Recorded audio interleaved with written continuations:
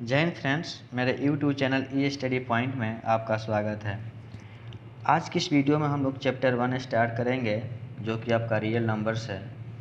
इसके पहले अगर आप मेरे चैनल पर नए हैं तो आप मेरे चैनल को सब्सक्राइब कर लें और बेल आइकन को प्रेस कर दें, ताकि मेरे आगे आने वाले नई वीडियो का अपडेट आप तक पहुँच सकें। दोस्तों, क्वेश्चन स्टार्ट करने से पहले हम लोग कुछ पॉइंट्स के बारे में जान लेते हैं, ताकि जब हम क्वेश्चंस बनाएं तो वहाँ पे हम लोगों को दिक्कत ना हो। ये आइकन पे डिस्प्ले पे जितने भी पॉइंट्स दिख रहे हैं, इसको हम लोग 9th क्लास में पढ़ चुके हैं, बट यहाँ पे हम लोग रिमाइंड कर लेंगे, ठीक है, ताकि आगे दिक्कत ना हो। पहले हम लोग जानेंगे नंबर्स के बारे में, संख्या के बारे में, कि आखिर संख्या क्या होता है। तो संख्या मैथमेटिक्स का एक ऑब्जेक्ट होता है, एक माध्यम होता है, जिसके सहायता से हम किसी भी वस्तु के संख्या को तथा उसके परिमाण को जानते हैं। अब इसको इसके नेचर के आधार पर हम लोग दो भागों में बांट दिए हैं। पहला आपका वास्तविक संख्या यानी कि रियल नंबर, और दूसरा इमेजिनरी नंबर यानी कि अवास्तविक संख्या। दोस्तों, हम लोगों के सिलेबस में अवास्तविक संख्या यानी कि इमेजिनरी नंबर्स के बारे में नहीं पढ़ना है, आगे के क्लास में पढ़ना होता है। बट यहाँ पे हम लोग जान लेंगे कि कोई भी संख्या को कैसे पहचाना है कि इमेजिनरी है।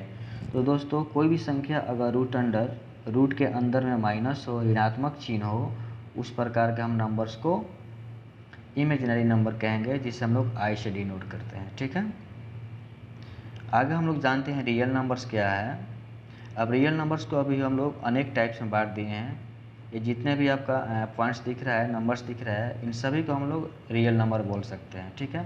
अगर इसको परिभाषित करना हो तो हम लोग कर सकते हैं कि हम अपने लाइफ में जितने भी नंबर्स यूज करते हैं, या मैथमेटिक्स हो गया, साइंस हो गया, उन सारे नंबर्स को हम लोग रियल नंबर्स कहेंगे, ठीक है। या दूसरे तरह से हम लोग परिभाषित कर सकते हैं कि रेशनल नंबर और इरेशनल नंबर्स के सम्मिलित रूप को हम लोग रियल नंबर कहेंगे, वास्तविक संख्या कहेंगे, जिसे आर से डिनोट करते हैं, ठीक है। अब रियल नंबर्स को हम लोग दो टाइप्स में बांट दिए हैं। पहला आपका रेशनल नंबर, दूसरा इरेशनल नंबर, यानी कि परिमेय संख्या और अपरिमेय संख्या। पहले हम लोग जानते हैं कि परिमेय संख्या क्या है। तो वैसी संख्या जो p/q के रूप में हो, q बराबर 0 नहीं हो, ठीक है, या q बराबर 0 नहीं होना चाहिए, उस प्रकार के हम नंबर्स को परिमेय संख्या कहेंगे, जिसे हम लोग क्यू से डिनोट करते हैं, ठीक है। दूसरा आपका है इरेशनल नंबर, यानी कि अपरिमेय संख्या। तो वैसी संख्या जिसे हम p/q के रूप में नहीं लिख सकते हैं, ठीक है, उस प्रकार के हम नंबर्स को इरेशनल नंबर्स यानी कि अपरिमेय संख्या कहते हैं।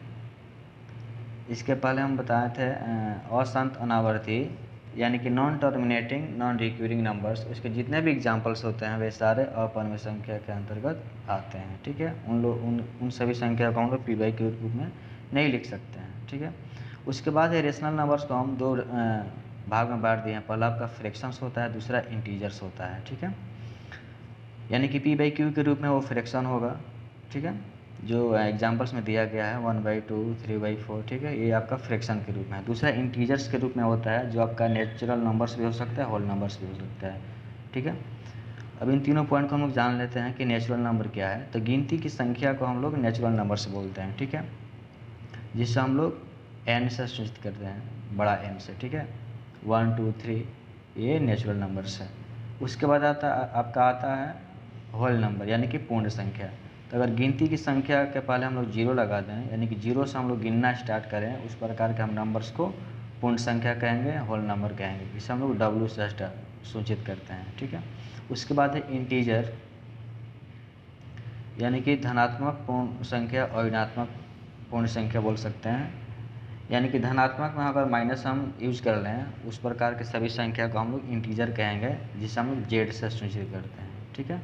यानी कि -3, -2, -1, 0, 1, 2, 3 ये जितने भी नंबर्स दिख रहे हैं, ये सारे आपके इंटीजर्स यानी कि पूर्णांक के एग्जाम्पल्स हैं, ठीक है। दोस्तों, आगे हम लोग बढ़ते हैं।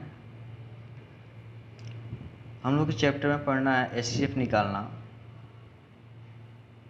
ठीक है, जो कि एक प्रमेय आपका हम लोग पढ़ेंगे यूक्लिड डिवीजन एल्गोरिथम, ठीक है। इसके सहायता से हमें एचसीएफ निकालना होता है।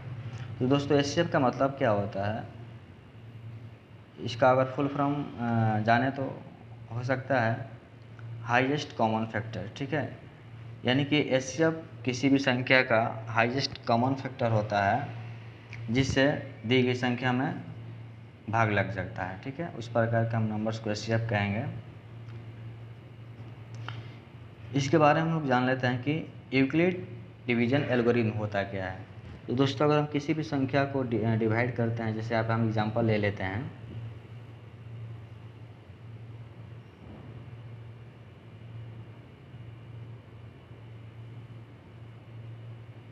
अगर यहाँ पे हम लोग भाग देंगे तो जिसमें भाग देते हैं वो आपका एक के रूप में होता है, जिसे हम लोग भाज्य बोलते हैं, ठीक है।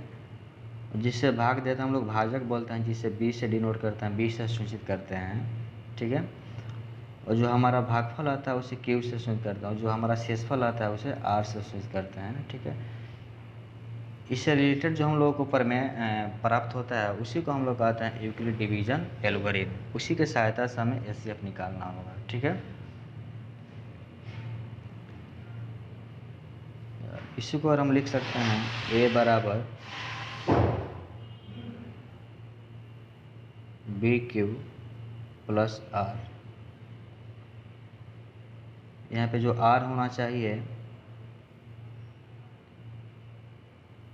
वो 0 से बड़ा होना चाहिए या बराबर हो सकता है, और बी से छोटा होगा, ठीक है। इसी प्रमेय को हम लोग यूक्लिड डिवीजन एल्गोरिथम के नाम से जानते हैं। इसी के सहायता से हमें एचसीएफ निकालना होता है, ठीक है। यानी इसको अगर हम लोग डीपली में जाने तो यहाँ पे हम लोग जान सकते हैं कि यूक्लिड डिवीजन एल्गोरिथम होता क्या है, ठीक है। यानी कि यूक्लिड का विभाजन एल्गोरिथम जो होता है उसका प्रयोग हम लोग दो संख्याओं का एचसीएफ ज्ञात करने के लिए करते हैं। यह बताया जाता है कि दो पूर्णांक ए और बी है, तो क्यू और आर इस प्रकार से मौजूद है कि दी गई शर्त यानी कि ए बराबर बी क्यू प्लस आर को क्या करता हो, सेटिस्फाइड करता हो। यानी कहने का मतलब कि जिस सिचुएशंस में आर बराबर 0 आ जाए, ठीक है, उस सिचुएशन में जो हमारा बी का वैल्यू होगा ना वही हमारा एचसीएफ होगा, ठीक है। इसके आगे हम लोग बढ़ते हैं। इसका कुछ एप्लीकेशंस होता है, कुछ अनुप्रयोग है, उसके बारे में हम लोग जान लेते हैं।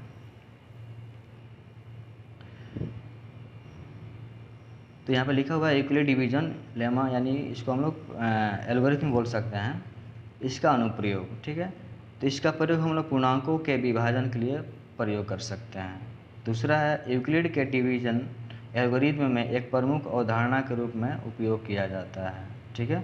दूसरा है इसका प्रयोग धनात्मक संख्याओं का एचसीएफ ज्ञात करने के लिए होता है। यानी कि हम लोग जो एचसीएफ ज्ञात करते हैं यूक्लिड एल्गोरिथम के सहायता से, वो संख्या आपका धनात्मक होना चाहिए, प्लस में होना चाहिए।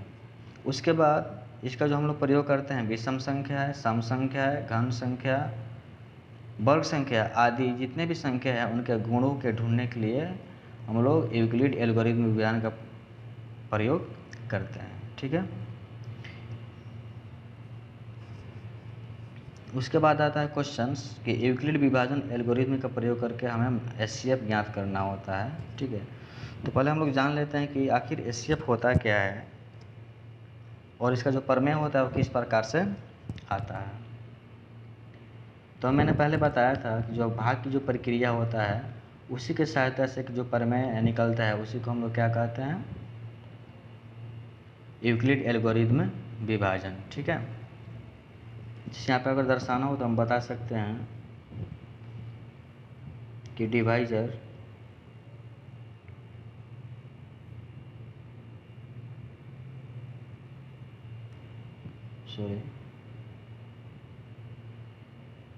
यानी कि ए बराबर बी क्यू प्लस आर। यहाँ पे जो आर होगा वह 0 से छोटा होगा या बराबर होगा और बी से छोटा होगा, ठीक है। इस प्रकार का हम कंडीशन को फॉलो करके एचसीएफ ज्ञात करेंगे, ठीक है।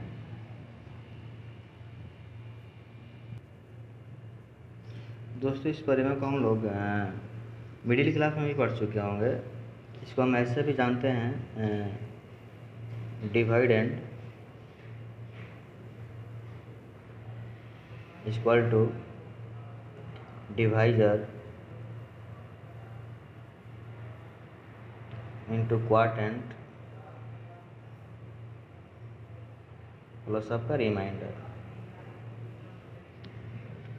जो आपका रिलेशन मिलता है इसी को हम लोग यूक्लिड एल्गोरिथम विधान के नाम से जानते हैं। ठीक है, इसकी सहायता से हम लोग क्या करेंगे, एचसीएफ ज्ञात करेंगे। ठीक है दोस्तों, चलिए पहला क्वेश्चन हम लोग जानते हैं।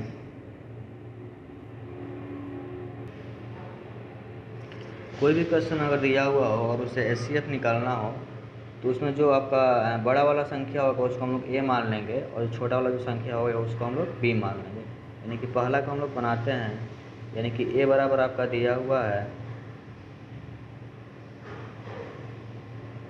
ए बराबर का दिया हुआ है 130 और बी इक्वल टू दिया हुआ है आपका 90।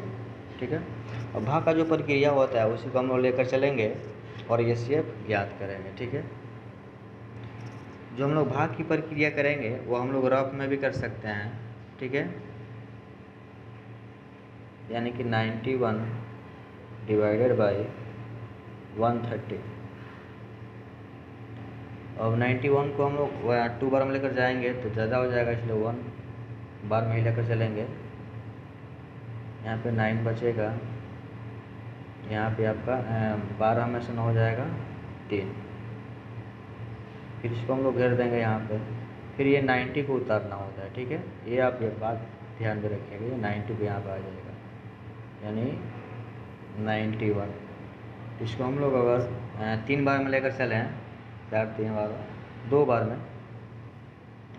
तो 2 9 18, 2 3 6 1 7। यहाँ पे आपका बचेगा 3, यहाँ पे बचेगा 1।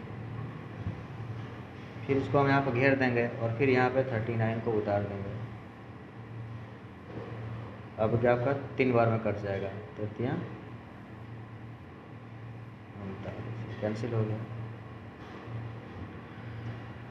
तो दोस्तों यह प्रक्रिया हम तब तक करेंगे जब तक कि हमारा r का वैल्यू 0 ना आ जाए। ठीक है, जैसे ही r का हमारा वैल्यू 0 आ जाएगा, 0 यहाँ पे आ गया है, उस कंडीशन में जो हमारा यहाँ पे भाजक होगा यानी जो b का वैल्यू होगा वो हमारा एचसीएफ हो जाएगा। ठीक है, यह काम हम लोग दोस्तों रफ में भी कर सकते हैं, ये यहाँ पे करेंगे। ठीक है, बस हमें समझाने के लिए यहाँ पर हम एरो का चिन्ह दिए हैं, आप लोग नहीं दीजिएगा। अब इसी को हम लोग जो a बराबर बी क्यू प्लस आर जो हमारा यूक्लिड विभाजन एल्गोरिथम का जो प्रमेय होता है, यहाँ पे a बराबर बी क्यू प्लस आर, इसी प्रमेय के आधार पर हम लोग को सजाकर लिख देना है। ठीक है, तो यहाँ पे हम चलेंगे a बराबर बी क्यू प्लस आर से। ठीक है दोस्तों, अब इसमें a क्या है, यहाँ वाला a होता है, यानी कि 130 बराबर b का वैल्यू क्या है यहाँ पे 91 इंटू q का वैल्यू क्या है 1 प्लस r का वैल्यू यहाँ पे क्या है, शेष क्या आया था 31।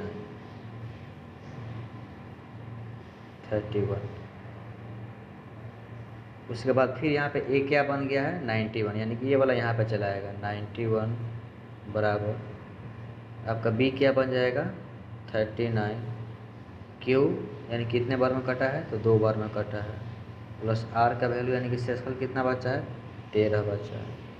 फिर एक स्टेप और लिखेंगे, यहाँ पे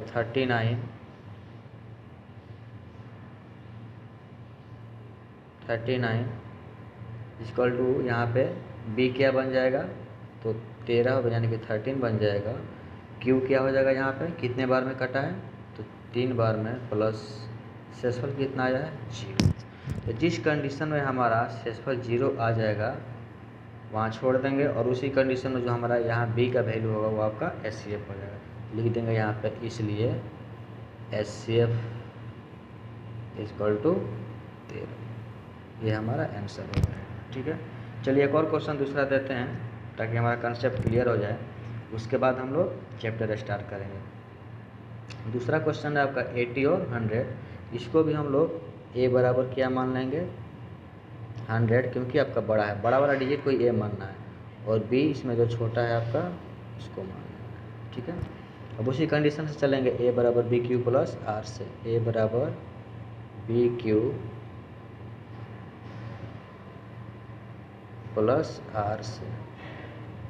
ठीक है दोस्तों, जो हम लोग भाग का प्रक्रिया करेंगे वो हम लोग रफ में भी कर सकते हैं या जहाँ हम लोग आंसर बनाएंगे वहीं पर कर सकते हैं, बट क्लियर होना चाहिए। ठीक है, चलिए भाग देते हैं 80 से 100 में। 1 बार में कैंसिल होगा 80, यहाँ पे 20 बचेगा। अभी आपका सेल्फल 0 नहीं आया, फिर इस प्रक्रिया को आगे बढ़ाएंगे और यहाँ पे 80 चला आएगा। ठीक है, ये बात आप ध्यान में रखिएगा। 80 कितना बार में कटेगा? 4 बार में। इस का 80 का 0 आ गया कट कर। बस इसी को हमें प्रमेय के रूप में सजा देना, यानी कि ए का वैल्यू यहाँ पे क्या है, यहाँ अंदर वाला ए यानी कि 100, बी जिससे भाग देते हैं यानी कि 80, क्यू का वैल्यू होता है कितना बार में कटा है यानी कि 1 बार में, प्लस आर यानी शेषफल कितना है, तो यहाँ पे 20 हाँ। उसके बाद एक स्टेप और लेंगे इस वाले स्टेप को, यानी कि आपका ए का रूप क्या हो गया 80, ए बन गया, बी आपका क्या हो जाएगा 20 इंटू, ये आपका इंटू है, इंटू क्यू क्या हो जाएगा कितना बार में कटा है, तो 4 बार में, प्लस शेषफल कितना आ गया 0 आ गया ना। जिस सिचुएशन में आपका आर का वैल्यू 0 आएगा उस सिचुएशन में यहाँ पे बी का वैल्यू क्या हो जाएगा एच सी एफ, इसलिए H C F equal to 20, ये हमारा आंसर है। आशा करता हूँ कि ये कंसेप्ट आपको समझ में आया होगा।